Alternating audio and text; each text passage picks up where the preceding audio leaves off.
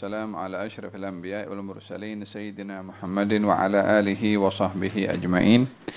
نوينا التعلم والتعليم والتذكر والتذكير والنفع والانتفاع والإفادة والاستفادة والحث على التمسك بكتاب الله وسنة نبيه والدلالة إلى الخير والدعاء إلى الهدى ابتغاء مرضات الله وقربه وثوابه آمين اللهم آمين. الحديث الخامس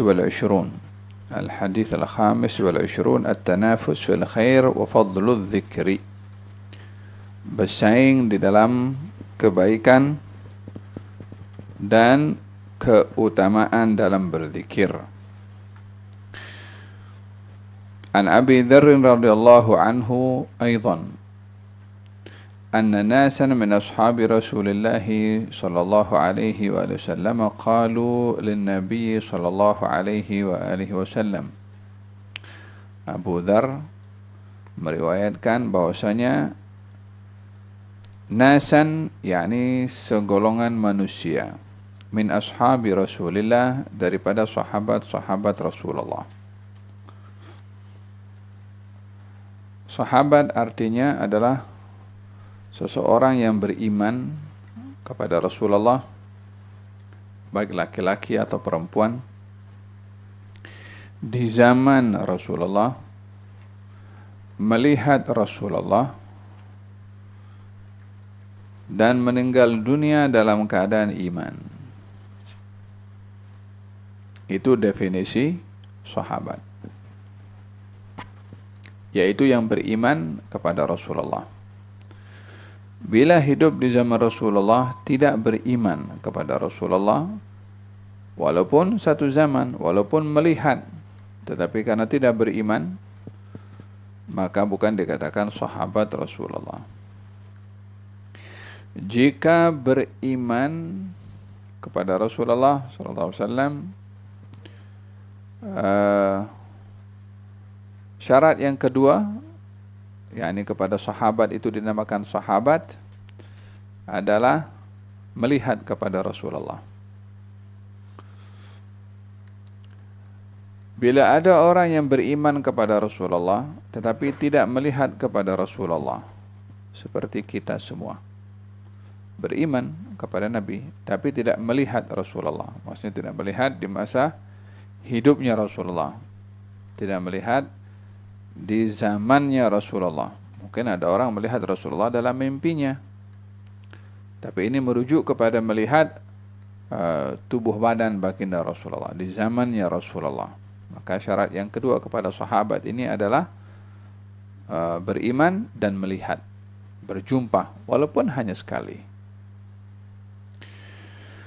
Perjumpaan dengan Rasulullah ini walaupun hanya sekali memberi kesan kepada orang yang berjumpa dan melihat Rasulullah yang panjang kesannya kepada orang tersebut di dalam imannya kepada Nabi, ta'zimnya kepada Nabi, sayangnya kepada Nabi, walaupun hanya sekali.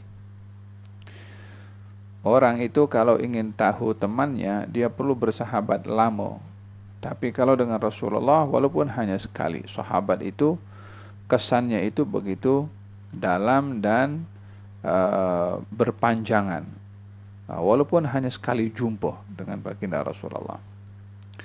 Jadi syarat yang kedua kepada kriteria sahabah itu adalah melihat kepada Rasulullah setelah beriman. Sayyiduna Uwais Al-Qarani, dia beriman kepada Rasulullah tapi tidak melihat, tidak berjumpa, walaupun satu zaman dengan Rasulullah di akhir-akhir hayatnya Nabi itu. Uwais Al-Qarani bukan sahabat, walaupun hidupnya itu di akhir-akhir hayatnya Rasulullah, yakni masih di zamannya Nabi, tetapi tidak melihat kepada Nabi. Oleh sebab itu tidak dikatakan sahabat. Yang ketiga, melihat kepada Rasulullah sallallahu alaihi wasallam di dalam jaga, bukan di dalam mimpi. Maksudnya di zamannya Nabi itu sendiri, di zamannya Nabi. Bila ada orang bermimpi Rasulullah atau melihat Rasulullah dalam keadaan jaga atau dalam keadaan mimpi, Tapi setelah zamannya Rasulullah, maka bukan dikatakan sahabat. Sebab Nabi sudah wafat. Sesiapapun yang mendakwa melihat kepada Rasulullah setelah wafatnya Rasulullah, maka bukan dikatakan sahabat. Karena hanya di zaman Nabi sahaja yang melihat dengan Nabi di masa itu, itulah sahabat. Yang keempat syaratnya adalah meninggal dalam keadaan iman. Meninggal dalam keadaan iman. Bila ada orang beriman kepada Rasulullah di zamannya Rasulullah, melihat Rasulullah, tapi meninggal dunia dalam keadaan kufur, murtad. Seperti berlaku kepada beberapa orang yang setelah kewafatannya Rasulullah, ada yang murtad. Daripada golongan orang-orang yang lemah imannya, maka mereka tidak dikatakan sebagai sahabat. Apa sebabnya? Terlepas syarat yang terakhir, yaitu meninggal dunia dalam keadaan iman. Paham dong? Ada orang seperti Ka'bul Ahbar. Ka'bul Ahbar hidup di zamannya Rasulullah, tapi berimannya setelah wafatnya Rasulullah. Zamannya Nabi tengok kepada Nabi, tapi tak beriman. Setelah Nabi wafat, baru dia beriman. Adakah sahabat atau bukan? Bukan sahabat. Katanya beriman, katanya melihat Nabi, katanya meninggal dalam keadaan iman. Ya, berimannya itu kepada Nabi di masa hidupnya Nabi. Berimannya kepada Nabi mesti di zaman hidupnya Nabi. Tapi kalau beriman kepada Nabi setelah wafatnya Nabi, walaupun hidup di zaman Nabi, maka bukan dikatakan sahabat. Paham tom? Ini definisi sahabat, ya kan? Sahabat ini mempunyai kedudukan yang tinggi, yang mulia. Bukan disebabkan oleh karena amalnya, walaupun amalnya banyak. Bukan disebabkan oleh karena ketaatannya, walaupun ketaatannya banyak. Bukan disebabkan oleh karena pembelaannya kepada Nabi, walaupun mereka membela kepada Nabi. Kemuliaan yang ada pada sahabat ini, kalau karena imannya, yang tabi'in pun beriman, kita pun beriman. Kalau karena ibadahnya, ada orang lain yang ibadahnya mungkin lebih banyak daripada ibadahnya sahabat. Karena pembelaannya, yang lain pun juga bela kepada Nabi. Tapi yang ada pada sahabat kemuliaan yang tak ada pada yang lain adalah kedua mata sahabat tengok Nabi. Kedua mata sahabat tengok Nabi. Tapi selainnya, para tabi'in ke siapa ke, beriman kepada Nabi tapi tak tengok Nabi. Keistimewaan yang paling tinggi pada para sahabat, kedua mata mereka tengok wajah Nabi SAW. Oleh sebab itu, melihat kepada wajah Nabi pada mereka, itulah yang menjadikan mereka mulia berbandingkan kepada mana-mana golongan selain daripada sahabat. Oleh sebab itu, kita ahli sunnah wal jamaah sangat menyanjung sahabat, memuliakan sahabat. Apa sebabnya? Yang pertama, Allah muliakan mereka dalam Quranul Karim, sampai Allah sebutkan dengan kalimat ridha. Laqad radiyallahu, Allah ridha kepada orang-orang beriman yang berbaiat kepada Nabi. Yani berbaiat kepada Nabi ketika dalam baiatul Ridwan, itu daripada golongan muhajirin dan ansar. Ya kan? Wasabiquna al-awwaluna minal muhajirin wal ansar walladzina ittaba'uuhum bi ihsanin radhiyallahu anhum wa radu anhu. Dan orang-orang yang mendahului dalam iman, muhajirin dan ansar, dan orang-orang mengikuti mereka, Allah ridha pada mereka dan mereka ridha kepada Allah. Oleh sebab itu, bila sebut sahabat, kita menyebutnya dengan ta'zim, dengan hormat, dengan menyebutkan radhiyallahu anhu.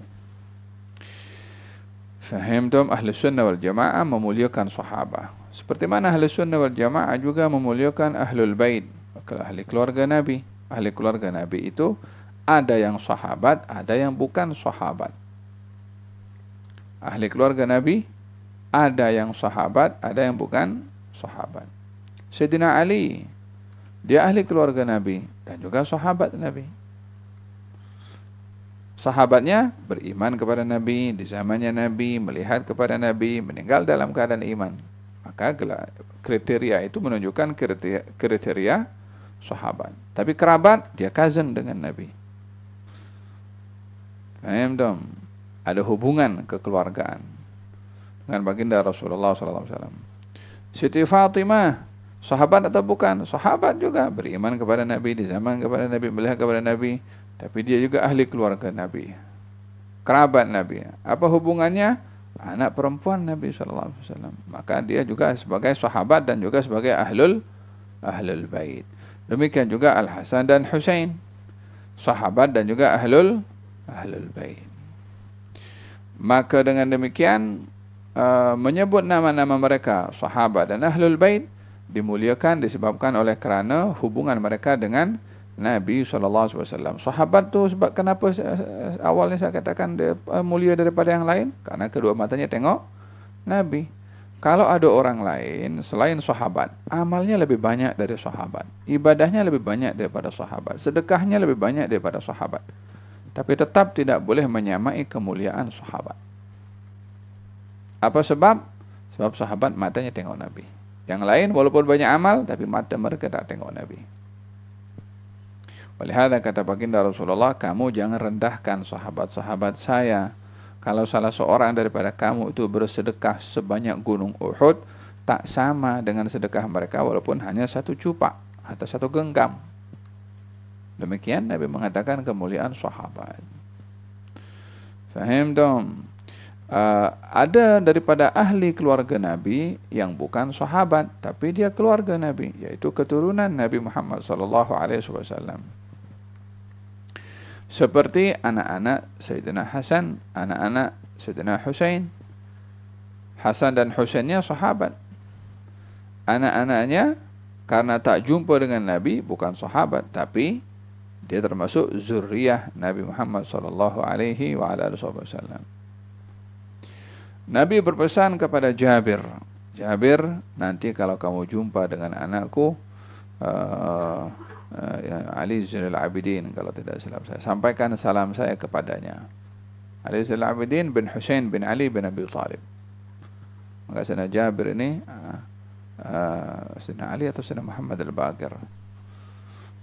Ada dua riwayat. Satu kepada Sayyidina Ali Zainal Abidin, satu kepada Muhammad al-Baqir.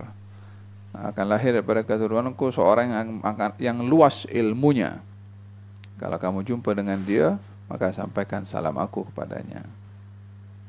Maka di sini merupakan perhatian Nabi kepada ahli keluarganya, kepada zuriyahnya. Walihada kata Sayyidina Abu Bakar Siddiq mengatakan, jagalah hak Muhammad itu pada ahli keluarganya. Urqubu Muhammadan fi ali baitih, jagalah hak Muhammad karena ahli keluarga. Jadi kenapa keluarga Nabi Muhammad mulia? Karena Nabi Muhammad SAW. Kenapa sahabat mulia? Karena Nabi Muhammad SAW. Jadi kemuliaan itu puncanya sebabnya adalah Rasulullah.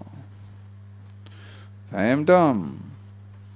Dan di sini nasan min ashabil wal halak, kita hormat kepada sahabat Nabi, kita hormat kepada ahli keluarga Nabi. Faham dong? Kita muliakan sahabat Nabi, kita muliakan ahli keluarga Nabi. Kita muliakan ahli keluarga Nabi, kita muliakan sahabat Nabi. Tak boleh pisah-pisahkan. Saya muliakan sahabat Nabi, tapi ahli keluarga Nabi tak betul, tak boleh. Saya muliakan ahli keluarga Nabi, sahabatnya banyak, tak betul, tak boleh. Tapi mereka ada berlaku di antara mereka perang hatta perang, hatta apa saja berlaku kepada mereka, tetap kita hormat, takzim, sayang dan sanjung. Mereka berperang macam mana? Yang berhak menghukum mereka itu siapa? Saya, kamu. Ya biar Allah sudah yang maha mengetahui permasalahan di antara mereka, serahkan semuanya kepada Allah. Tapi hak kita kepada mereka adalah hormat dan ta'zim. Faham dong? So itu kena perhatikan, jangan sampai tergelincir. Macam mana? Tak boleh. Kenapa kita ta'zim? Karena mereka sahabatnya Nabi. Kenapa kita muliakan ahli keluarga Nabi? Karena mereka ada hubungan kerabat dengan Nabi. Itu saja. Paham dong? Ayah, mereka boleh berdosa kah? Mereka manusia, bukan Nabi. Ayah, mereka boleh tergelincir dengan dosa? Boleh. Maksudnya boleh di sini bukan mustahil lah. Mereka bukan Nabi. Adakah mereka mungkin bersalah? Ya, mungkin bersalah. Sahabat bukan maksum, ahli keluarga Nabi pun bukan maksum. Adakah kita masih hormat kepada mereka walaupun dia bersalah? Ya, karena kehormatannya bukan kesalahannya, karena hubungan mereka dengan Nabi. Itu kita ta'zim. Ada kesalahan mereka macam mana? Ya, biar Tuhan yang menentukan. Tilka ummatun qad khalat laha ma kasabat wa lakum ma, supaya kita tak tergelincir dengan beberapa fitnah yang berlaku. Faham dong? Satu sokong ahli keluarga Nabi benci sahabat, satu sokong sahabat benci keluarga Nabi. Tak boleh. Kita hormat kepada kedua-duanya. Sahabat Nabi bertanya kepada baginda Rasulullah sallallahu alaihi wasallam, katanya, ya Rasulullah, dhahaba ahlud duthuri bil ujur. Wahai Rasulullah, dhahaba yakni telah pergi ahlud duthur. Ahlud duthur, duthur jamak kepada dathrun. Dathrun maksudnya orang kaya, orang yang banyak duit, itu namanya dathrun. Wahai Rasulullah, orang yang banyak duit ini banyak membawa pahala. yakni orang yang berduit banyak pahalanya. Hadis ini bukan mau memberitahukan bahwasanya kalau orang kaya itu, orang banyak duit banyak pahala, bukan itu maksudnya. Tapi mereka para sahabat ini ingin memberitahukan, menceritakan orang-orang kaya yang bijak menggunakan kekayaannya, orang-orang kaya yang amanah dalam menggunakan kekayaannya. Bukan maksudnya bahwasanya orang kaya, orang banyak duit, banyak pahala. Karena banyak duitnya, tidak, bukan itunya. Tapi merujuk kepada adanya orang kaya yang amanah dengan kekayaannya. Apa maksudnya? Yusalluna kama nusalli, mereka itu salat seperti kami. Wa yasumuna kama nasum, mereka itu orang kaya berpuasa seperti kami. Wa yatasaddaquna bifuduli amwalihim, dan mereka bersedekah dengan harta-harta mereka, dengan duit-duit mereka. Kami tak boleh bersedekah sebab kami miskin. Dalam riwayat yang lain, dan mereka dapat membebaskan hamba sahaya dengan duit mereka yang kami tak boleh buat. Karena ibadah itu terkait dengan duit, sementara kami tak punya duit. Orang kaya banyak duit yang dia berpuasa seperti kami, sholat seperti kami, tapi kelebihannya duit yang mereka ada itu digunakan untuk bersedekah dan membebaskan hamba sahaya. Di sini yang mengadu dan mengeluh adalah sahabat-sahabat Nabi yang susah dan miskin. Yang diadukan adalah sahabat-sahabat Nabi juga yang kaya dan banyak duit dan bijak menggunakan duitnya. Ini namanya ghibtah. Apa itu ghibtah? Kecemburuan yang positif. Apakah kecemburuan positif? Orang berbuat baik, dia pun ingin berbuat baik macam dia. Kalau orang berbuat baik dan kita jealous, tak suka, marah, dendam, atau menginginkan supaya dia ini jadi bankrupt, ini bukan ghibtah, tapi namanya hasad, dengki. Ghibtah adalah jealous dengan orang yang berbuat baik untuk dia buat kebaikan yang sama. Itu namanya ghibtah. Orang berbuat ketaatan, kita ingin juga, kita jealous dengan dia. Kenapa aku tak boleh buat macam dia? Aku ingin juga buat macam dia. Itu namanya ghibtah. Yang seperti ini terpuji. Kalau yang hasad dengki, yaitu jealous kepada orang yang berbuat baik dan menginginkan dia terhenti daripada berbuat baiknya. Itu namanya hasad dengki. Yang hasad dengki tadi itu tercela, yang ghibtah yang tadi kedua, yang pertama tadi adalah terpuji. Orang pandai, maka kita nak juga jadi pandai, namanya ghibtah. Orang istiqamah, kita juga ingin dia seperti dia istiqamah, itu namanya ghibtah. Kawan kita rajin datang halaqah di awal dan rajin dalam shaf yang pertama dalam berzikir, kita tak boleh buat macam dia, kita jealous nak jadi macam dia, itu ghibtah. Tapi kalau nampak kita punya kawan datang halaqah awal, nak tunjuk-tunjuk je. Kita nampak kita punya kawan dalam berzikir, dia banyak hafal wirid dan bacaannya betul saja, nak tunjuk-tunjuk je.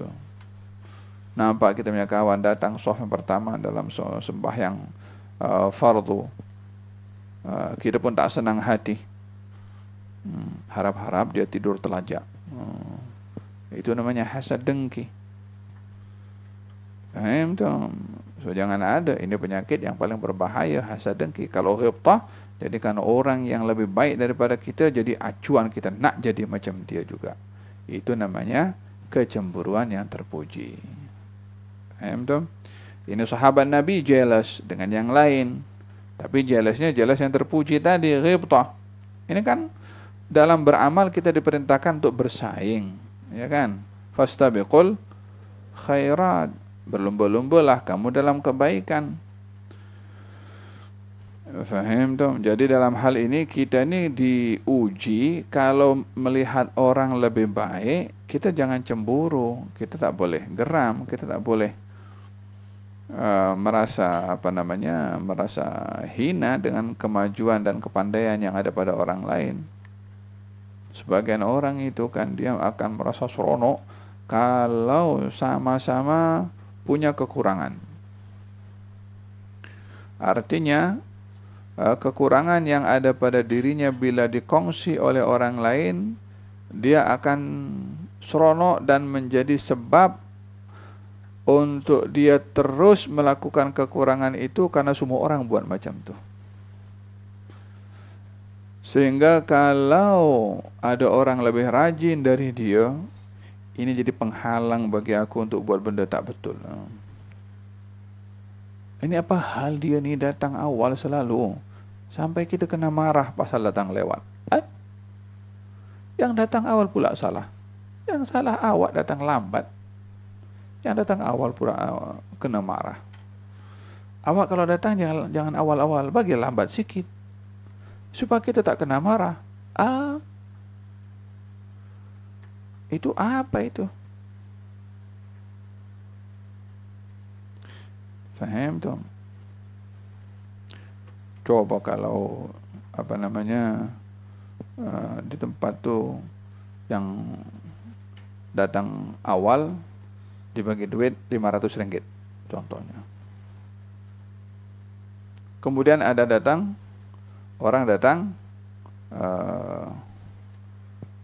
awal. Kata orang nak bagi ini, bagi tahu.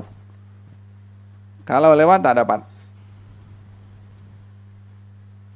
Kemudian orang datang awal. Ya kan? Untuk dapat 500 ringgit.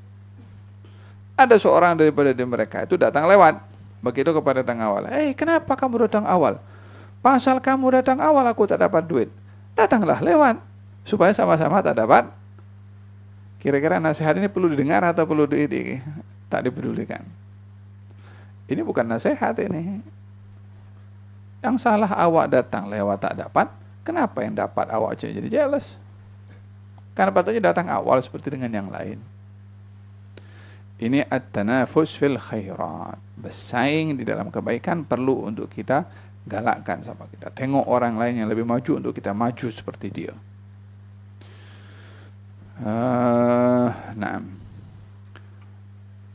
Hadza anjuran untuk kita bertanafus, untuk berlumba-lumba dalam kebaikan. Oleh hadza qala Sayyidina Abu Bakar dengan Sayyidina Umar bin Khattab, kata Sayyidina Umar mengatakan, ma sabaqtu Aba Bakrin fi khairin illa wasabaqani alaih. Saya ini tidak pernah ingin mendahului Abu Bakar dalam kebaikan, kecuali saya dapati Abu Bakar itu mendahului saya. Ada bersaing Sayyidina Abu Bakar dengan Sayyidina Umar. Dua sahabat Nabi yang mulia. Tapi persaingan dalam kebaikan. Apa Sayyidina Abu Bakar berbuat baik, Sayyidina Umar nak juga berbuat baik. Nah, tapi dalam persaingan tuh Sayyidina Umar yang ingin mendahului Sayyidina Abu Bakar dalam kebaikan, didapati Sayyidina Abu Bakar lebih banyak kebaikannya berbandingkan dengan Sayyidina Umar. Yakni tetap mendahului Sayyidina Umar. Yakni mereka pun bersaing satu dengan yang lain. Sampai satu hari dia datang kepada Rasulullah, Sayyidina Umar datang. Kalau satu hari aku kan ingin dahului Abu Bakar dalam bersedekah. Datang kepada Nabi, ya Rasulullah, ini sedekah saya. Ini untuk perang. Maka kata baginda Rasulullah, bertanya kepada Sayyidina Abu Bakar, apa yang kamu tinggalkan untuk keluargamu? Katanya separuh daripada hartaku, aku sisakan untuk keluarga aku. Separuhnya untuk perang, untuk jihad. Sejak lagi Sayyidina Abu Bakar datang. Datangnya lewat, kemudian bawa sedekah, diberikan kepada Nabi. Kata baginda Rasulullah, wahai Abu Bakar, apa yang kamu tinggalkan untuk keluarga kamu daripada harta? Katanya, tak ada ya Rasulullah, aku tinggalkan untuk mereka Allah dan Rasulnya. Maksudnya semua hartanya diserahkan kepada baginda Rasulullah. Terlepas daripada berapa jumlahnya, baik jumlahnya lebih banyak daripada Sayyidina Umar atau kurang daripada Sayyidina Umar, intinya adalah Sayyidina Umar masih ada separuh yang ditinggalkan untuk keluarga. Sementara Sayyidina Abu Bakar semua duitnya diserahkan kepada Rasulullah. Mana yang lebih baik? Sayyidina Abu Bakar. Makanya kata Sayyidina Umar ketika melihat hal sedemikian, saya ini tidak pernah mendahului Abu Bakar dalam kebaikan kecuali Abu Bakar mendahului saya. Fastabiqul khairat. Fahimtum? Wa fi dzalika falyatanafasil متنافسون وسارعوا إلى مغفرة من ربكم وجنة عرضها السماوات والأرض أعدت للمتقين. سارعوا, bersegeralah, berlumba-lumbalah. Sabiqu ila maghfiratin min rabbikum dalam bacaan yang lain. Sabiqu, segeralah, berlumba-lumbalah. Itu persaingan, tapi persaingan yang sehat.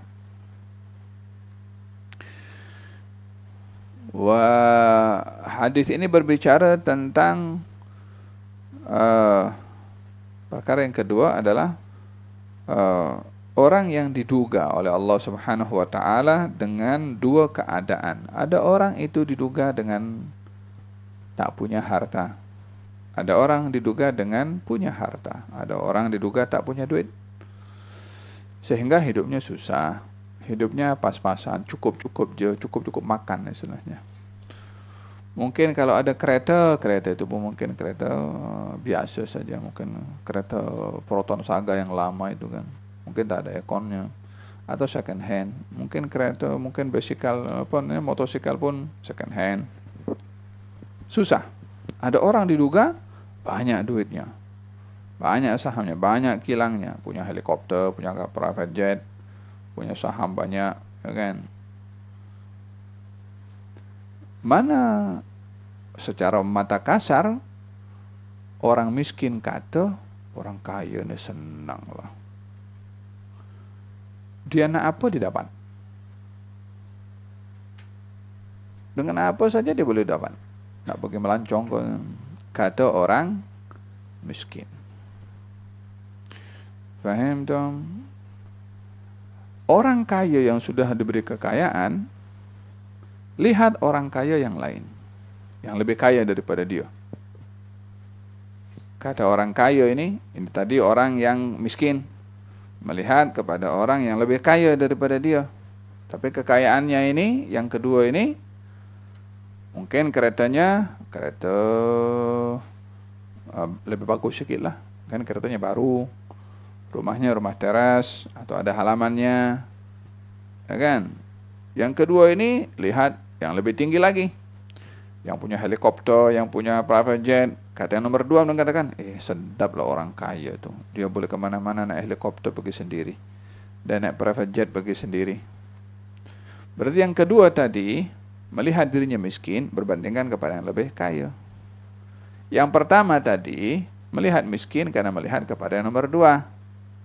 Jadi yang pertama itu melihat miskin, yang kedua melihat miskin. Walaupun yang kedua yang diri mereka melihat miskin, dilihat kaya oleh orang yang lebih rendah tadi. Jadi yang miskin yang kaya siapa? Orang yang miskin tadi, ada orang sebelah sana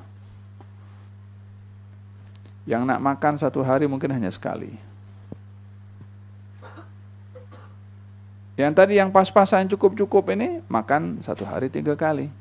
Kata orang yang makan hanya sekali ini, senanglah dia. Makan satu hari 3 kali. Aku makan sekali, aku miskin.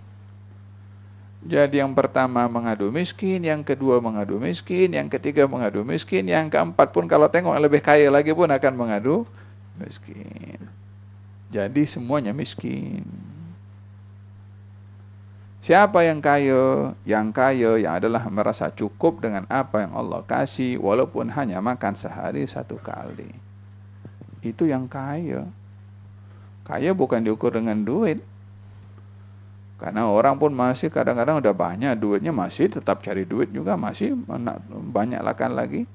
Alhaakumut takatsur hatta zurtumul maqabir. Akan melalaikan kamu dalam menumpuk-numpuk harta sehingga kamu masuk dalam kubur. Selagi belum masuk dalam kubur, selagi itu dia akan merasa susah memperbanyak-banyak harta, numpuk harta. Walihada dikatakan laisal ghina bikathratil arad walakinnal ghina ghina an-nafas. Definisi kaya menurut baginda Rasulullah, katanya bukanlah kekayaan itu dengan banyaknya harta, tapi kekayaan itu adalah kekayaan dalam hati dan jiwa.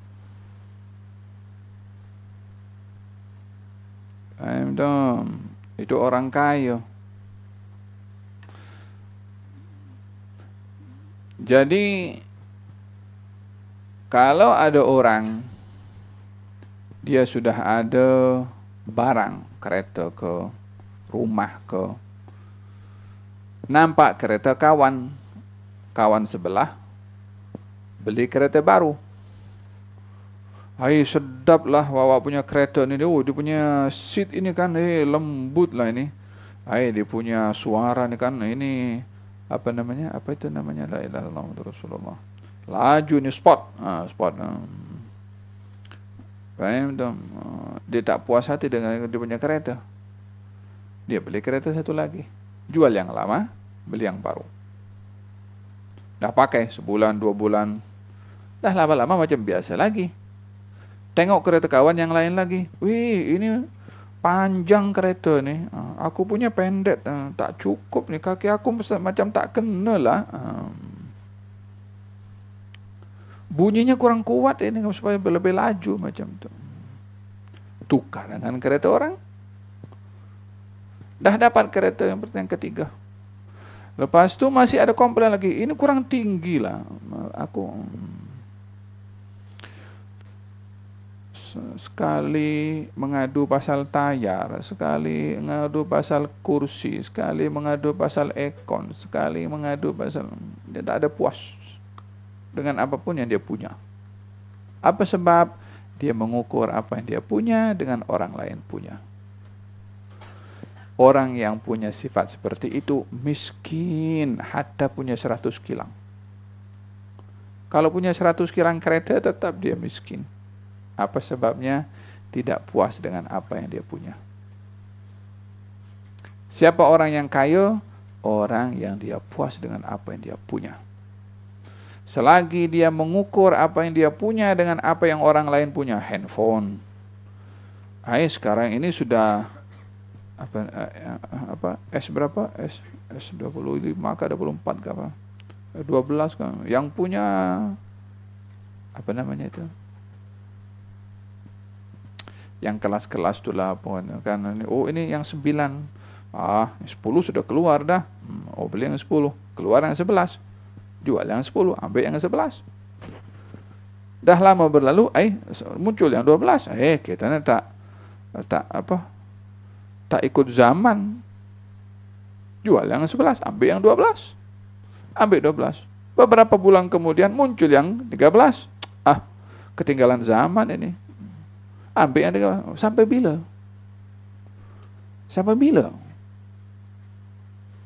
Kalau cara berfikirnya seperti itu.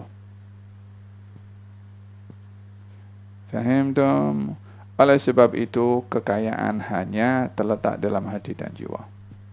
Hatta punya jenis telepon itu yang jenis teleponnya lama. Kecuali kalau telepon itu problem, hang selalu, bikin masalah selalu, oke lah, nak tukar silahkan. Tapi kalau karena dah muncul yang baru, kemudian macam yang lama ini dah, kita tak malu nampak kawan, kita pakai telepon lama.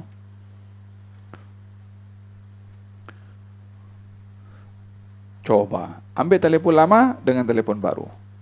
WhatsApp ada. Tekan numbernya itu ada. Adakah kalau kita telepon dengan telepon baru, suara orang yang cakap lebih merdu daripada telepon lama? Suara sama. Adakah kalau telepon baru dia boleh tekan sendiri apa kita nak dalam hati, cakap dalam hati dia boleh tahu? Adakah seperti itu? Tidak juga, ya tetap kita tekan juga, kita tengah pusing juga, kena cari juga. Permasalahan adalah kepada tidak puas hati dengan apa yang dia ada. Itu problemnya, bukan pada handphonenya. Mau beli handphone yang S99 seperti Asmaul Husna pun silahkan saja, tak apa. Tapi perasaan di dalam, puas hati dengan apa yang kita punya atau tidak. Selagi kita masih melihat apa yang orang punya dan tak ada rasa senang dan puas dengan apa yang kita punya, selagi itu kita tak akan senang dengan apa yang kita punya. Tak akan merasa cukup. Faham dong? Walihada kata baginda Rasulullah, dalam hal harta ini tengok kepada orang yang lebih rendah. Dalam hal taat dan ibadah tengok orang yang lebih tinggi daripada kita. Faham dong? Ada berkenaan dengan definisi kaya dengan miskin. Jadi orang itu dengan kemiskinannya diduga, dengan kekayaannya juga diduga.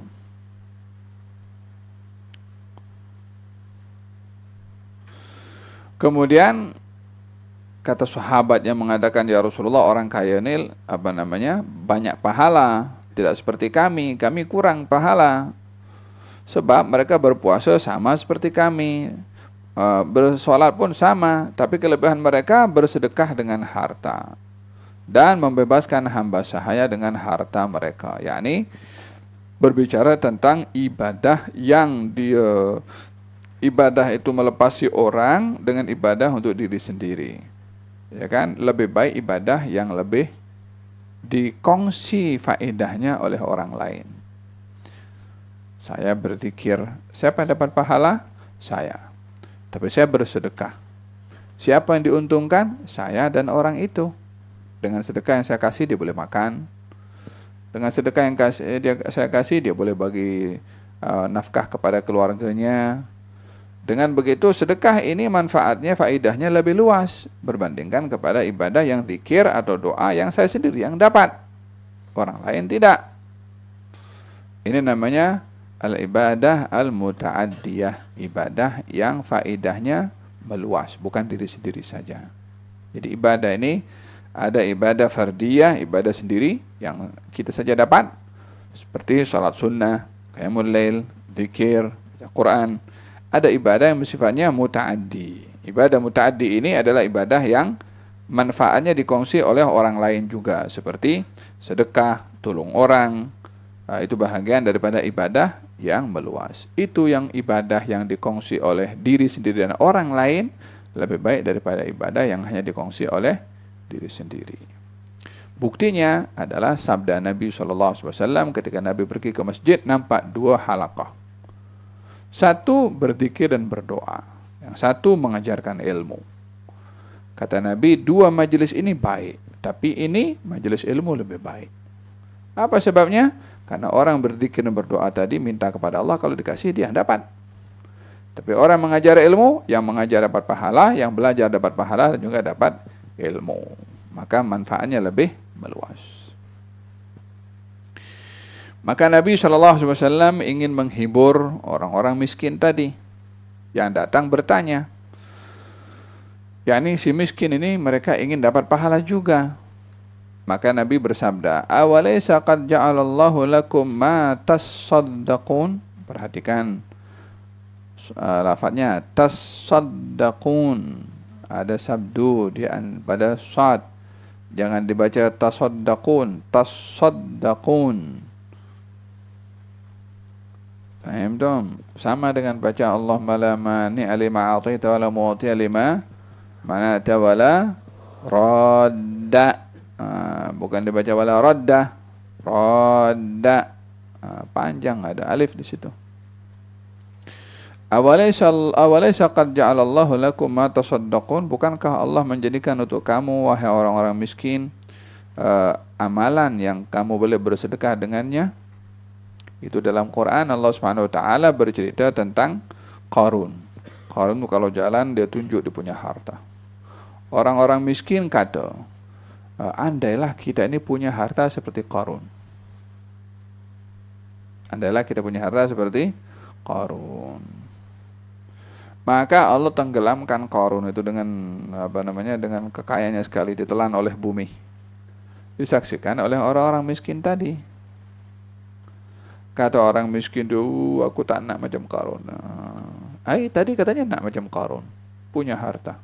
Sekarang tak nak. Apa sebabnya? Setelah melihat akibat dan resiko daripada salah guna pada harta. Paham dong? Jadi kita ini lebih baik hidup miskin atau lebih baik hidup kaya? Yang mana satu lebih baik? Hidup miskin atau hidup kaya? Yang menentukan itu adalah bukan kita untuk jadi miskin atau kaya. Itu adalah pilihan, anugerah, kehendak yang Allah mahukan kepada seseorang untuk hidup berkecukupan atau berkekurangan atau berkelebihan.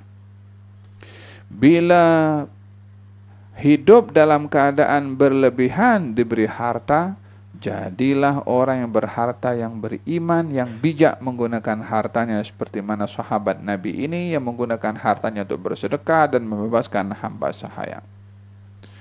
Tak mau kita memiliki harta yang banyak macam Qarun, sombong, takabur, merendahkan orang.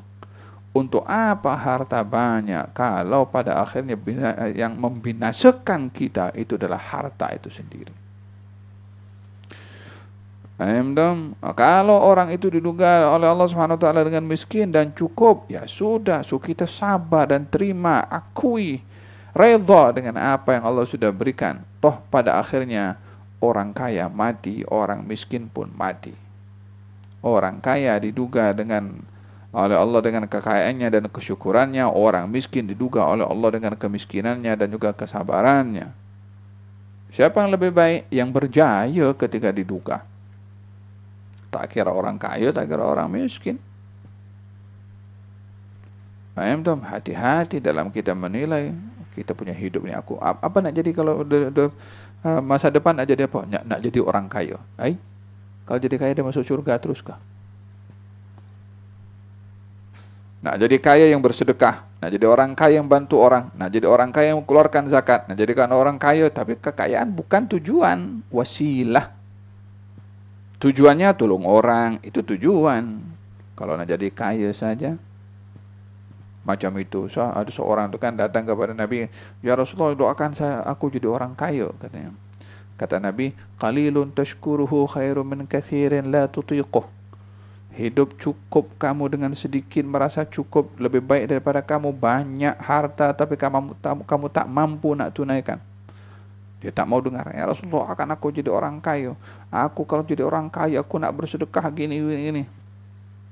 Katanya, sabar kamu, sedikit kamu bersabar lebih baik daripada banyak kamu tak mampu nak tunaikan. Dia paksa lagi. Siapa yang lebih baik dalam memberikan pandangan dan nasihat lebih daripada Rasulullah? Dia tak mau dengar, dia nak apa dia nak juga. Nak kaya, nak kaya, nak kaya. Akhirnya dikasih kekayaan oleh Allah Subhanahu Wa Taala. Punya kambing. Banyak kambingnya. Tiba dia nak keluarkan zakat, dia pikir, duit aku banyak nih kan. Aku punya harta nih kan. Nak keluarkan zakat. Ratusan kambing aku kena kasih keluar. Aku susah payah belo kambing, jago kambing, bagi makan kambing. Lepas tu dalam sekelip mata saja ratusan kambing aku kena berikan kepada orang lain. Susah-susah aku dapat, susah-susah aku peluh keringat sudah tadi katanya kalau aku kaya aku nak bersedekah, aku kaya.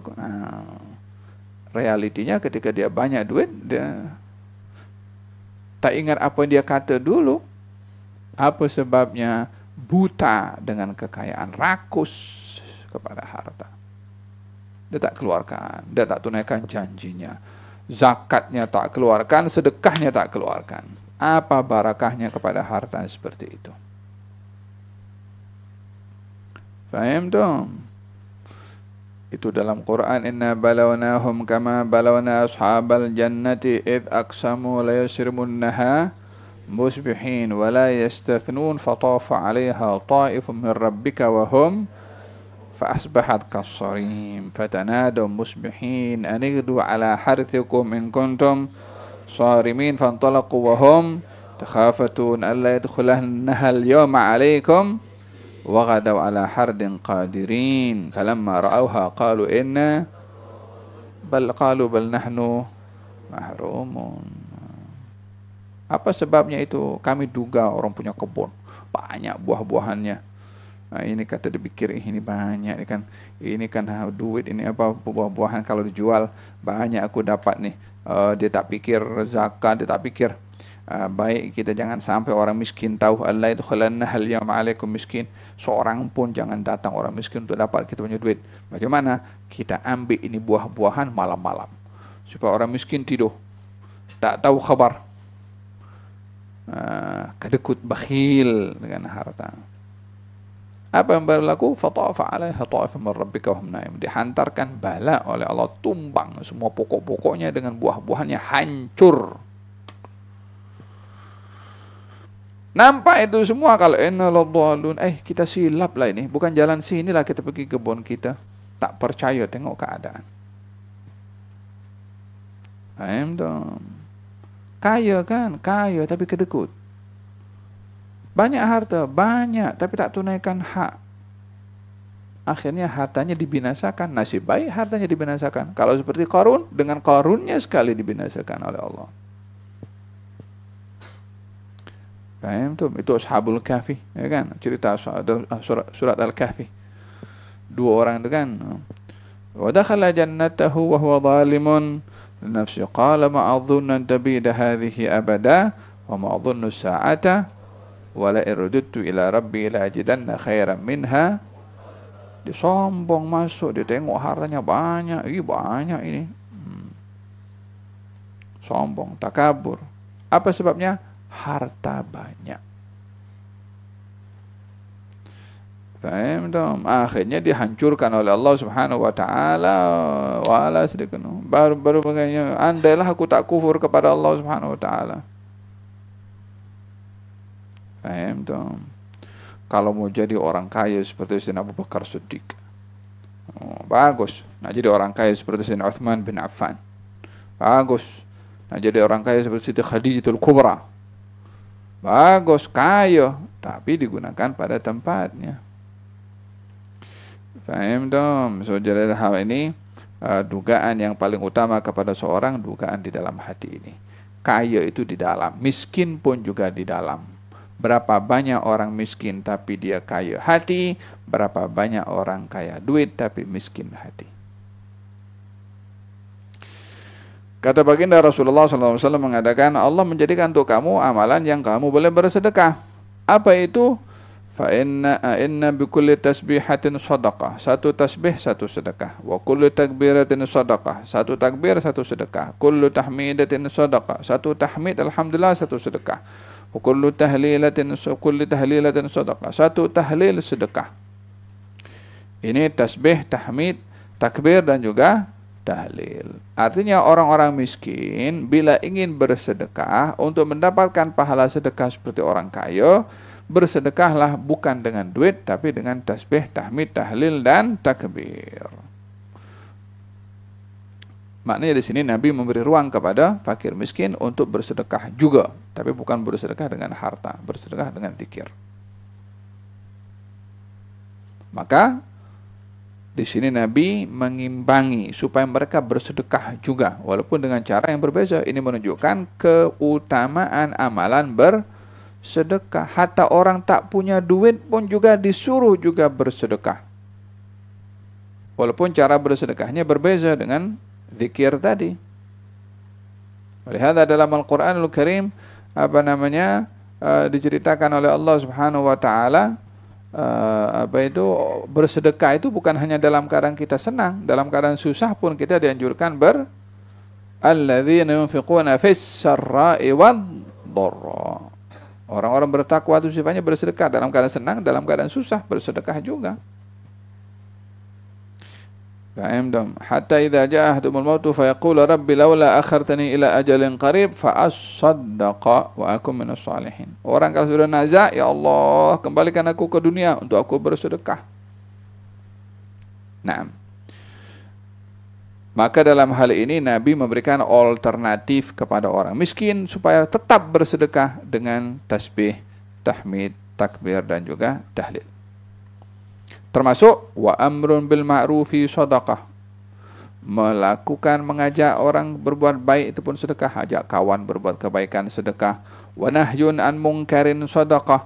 Mencegah kemungkaran juga satu sedekah. Nampak kawan kita itu makan dengan tangan kiri atau memberikan dengan tangan kiri, apa kita tak boleh dengan tangan kanan, itu bagian daripada sedekah juga. Paham tak?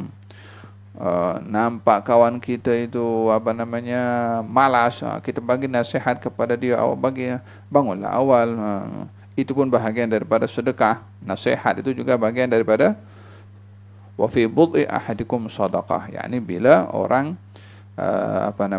suami istri bersama itu pun bahagian daripada sedekah. Qalu ya Rasulullah, wahai Rasulullah, ya'ti ahaduna syahwatahu wa yakunu lahu fiha ajr. Wahai Rasulullah, adakah salah seorang itu memenuhi syahwatnya dan dia diberi pahala? Kata baginda Rasulullah, ara'aitum law wada'aha fi haram kana alaihi wizr. Tidakkah kamu melihat jika melakukan nafsunya dan syahwatnya kepada benda yang haram, bukankah dia mendapatkan dosa? Ya, manusia diberi syahwat oleh Allah Subhanahu wa taala sebagai fitrah, tapi bukan dijadikan syahwat itu untuk digunakan hal yang haram. Syahwatnya untuk melakukan hal yang haram, syahwatnya untuk dilakukan dengan cara yang haram, dilakukan laki-laki dengan laki-laki, perempuan dengan perempuan, melihat pandangan aurat orang-orang lain secara screen ataupun dengan lelaki lain, dosa. Allah tak jadikan seperti itu untuk kita mengawal syahwat. Faham tu? Olehada kita itu perlu untuk menyibukkan diri dengan hal-hal yang bermanfaat. Kalau kita tak sibuk dengan hal-hal bermanfaat, pikiran kita pergi tempat lain. Pergi exercise. Duduk sama-sama dengan kawan, jangan sorang-sorang. Duduk sorang-sorang pikir macam-macam. Time tidur pegang tasbih setelah baca doa supaya tak pergi mana-mana pikiran. Tapi bukan hanya di sini, ketika di rumah pun juga. Di madrasah tak boleh pegang handphone, di rumah tak berpisah daripada handphone. Yang bikin dia nak tidur pun pasal handphone juga. Selagi dia tak habis main handphone, dia main sampai tertidur. La zikir, la wudu, la doa, wala surat Al-Fatihah, surat Al-Ikhlas dibaca 3 kali, la usap tubuh badannya. Terakhir perpisahannya ketika tidur, TikTok, IG, wa illa hal-hal yang tak betul, sehingga tidurnya itu diganggu dengan dia punya pikiran. Apa doa tidur? TikTok. Apa doa tidur? IG, Facebook. Mau barakah macam mana tidurnya orang seperti itu? Tak terganggu macam mana? Cutinya 1 minggu. 1 minggu tak berpisah dengan handphone. Balik ke madrasah, tidur pikir 1 minggu dah simpan dalam memori. Tahu memori hadis itu, CD itu apa namanya? USB. Full dengan film, dengan Netflix, dengan full dengan YouTube-nya kau. Otaknya itu disimpan sekian banyak. Selama 1 minggu cuti di rumah. Balik pergi ke madrasah, USB yang ada di otaknya ada 99,9 film yang dia dah tengok. Bawa sini pergi ke sini madrasah, jadi ganggu dia. Paham tuh? Siapa yang bikin rosak? Ya diri sendiri. Makanya banyak pelanggaran di madrasah disebabkan oleh karena USB dalam hati dan otaknya diisi selama cuti di rumah dengan film dan dengan handphone. Paham tuh? Ini madrasah, bukan percetakan apa itu orang bikin cake. Tahu bikin cake? Cake itu kalau masih lembut, diletakkan 4 persegi jadi 4 persegi. Jadi 3 persegi jadi 3 persegi. Karena masih lembut dan kita yang buat, dan ini barang. Kamu semua ini pelajar, manusia, ada otak. Madrasah ini mendidik, mengajar. Jadi bukan macam, oke, madrasah ini boleh mencetak orang supaya jadi orang alim. Kalau umpamanya air ini, kita bacakan Quran. Kalau diminum, yang minum boleh hafal Quran karena Quran ada dalam air? Tidak. Dengan apa? Dibaca Quran. Kalau saya baca ini, apa namanya, kitab Arba'in Nawawi, sampai akhir, hadis pertama sampai hadis 40, saya kasih minum antum semua masing-masing. Boleh hafal hadis 40? Kalau boleh hafal, saya minta air banyak sama orang. Jadi yang bikin Anda maju itu antum sendiri. Yang bikin antum rosak, ya antum sendiri. Kita guru ini menyampaikan dan menjaga. Yang bikin antum, kita suruh hafalkan sama antum semua.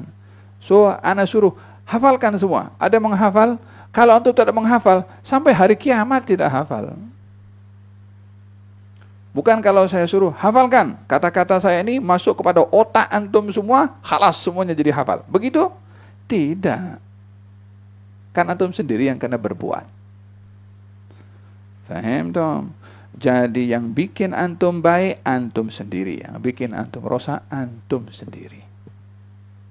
Kita ini hanya memandu, mendidik, mengawal, memberitahu apa yang patut, apa yang tidak. Faham dong? Umpama orang naik kereta dekat tol situ, bagi tahu di hadapan ada speed trap, atau ada polis yang sedang nak tangkap dengan kamera orang yang laju. Yang drive kita, jalan kosong,